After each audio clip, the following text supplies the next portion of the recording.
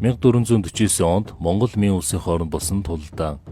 1440-од оны үед Хятадын Мин улс Монголыг цэргийн хүчээр дарамтлаж чадахгүй болсон учраас эдийн засгийн талаар хааж богдуулах бодлого явуулж эхэлжээ. Монголчуудын илгээсэн агт морины үнийг буулгах, амлалтаасаа буцах зэргээр дургүйслийг нь төрүүлэх болсноор хоёр улсын харилцаа нэлээд хурцджээ. Улмаар Монголын Тогтоо бух хаан Эсэн тайш нар 1449 оны 100 дөрвөн замаар Мин улсыг товтлов. Мин улсын Энцүү хаан нөлөө бүхий тайган Ван Чэний ятгалгаар өөрийн биеэр 500 мянган зэрэг авч монголчуудаа байлдахаар хөдөлжээ. Эзэн хаанаа хүрэхээс өмнө Мин улсын хязгаарыг сагсан зэрэг эсэнгийн зэрэгтэй тулалдаж бут цохигжээ.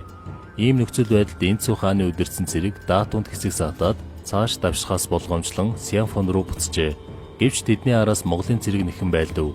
Энцүү хаан дөрвөн түмэн зэрэг илгээж тулдуулсан боловч цөм бут цохигдсон байна. Энцүү хааны зэрэг ухарсаар одоогийн Хэбэ мужи баруунтай байсан жижиг цайзад хүрчээ. Удалгүй эсэнгийн удирдсан Монгол зэрэг нэхэн ирж Мингийн зэргийг бүслээд ус авах замыг нь хаав. Мингийн зэрэг цангаж ундаасан зориг зүрхэн нэхэд мохжээ.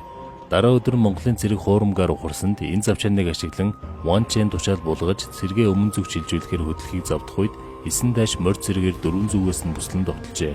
Мин улсын цэрэг BBS өөрсөн үмэлтэн дутааж цэргийн жагсаал ихэд эмх замраагүй болов.